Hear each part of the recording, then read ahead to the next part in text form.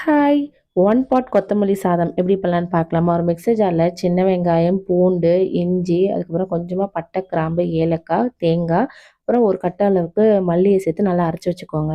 Pressure பேன்ல தேவையான அளவுக்கு எண்ணெய் விட்டு, இப்போ வந்து நம்ம உருளைக்கிழங்க ஃபர்ஸ்ட்டு நம்ம வறுத்து எடுத்துக்க போறோம். இது ஆப்ஷனல் தான். ஒண்ணு நீங்க வறுத்து எடுத்துக்கலாம், இல்ல நீங்க நார்மலாவே போட்டுக்கலாம். இப்போ வறுத்து எடுத்துட்டு, அதே எண்ணெயில கொஞ்சமா நெய் விட்டுக்கோங்க. விட்டுட்டு நல்லா காஞ்சோனே வெங்காயத்த போட்டு நல்லா வதக்கி எடுத்துக்கோங்க. வெங்காயம் நல்லா வதங்கணும். நம்ம அரைச்சு வச்சிருக்க பேஸ்ட்டையும் சேர்த்து அதையும் பச்சை வாசனை போற வரைக்கும் நல்லா வதக்கிட்டு, தக்காளியும் சேர்த்துட்டு, தக்காளியும் நல்லா வதக்கிட்டு, நம்ம பொரிச்சு வச்சிருக்க உருளைக்கிழங்கு, பட்டாணி அதையும் சேர்த்து நல்லா வதக்கிக்கோங்க. இன்னைக்கு மசாலா வந்து வெறும் சாதா மிளகாய் தூளும், கொஞ்சமா கரம் மசாலாவும் சேர்த்துருக்கேன். நான் இன்னைக்கு 1 1/4 அளவுக்கு அரிசி எடுத்துருக்கேன் மட்டும் சாப்பாடு அரிசி தான் சேர்த்துருக்கேன். 1 கப்புக்கு 2 கப் அளவுக்கு தண்ணி விட்டுக்கோங்க. தண்ணி நல்லா கொதிச்சோனே உப்பெல்லாம் செக் பண்ணி பார்த்துட்டு 4 விசில் ஹை ஃப்ளேம்ல வச்சு எடுத்தா நம்மளோட சூப்பரான கொத்தமல்லி சாதம் ரெடி ஆயிடும்.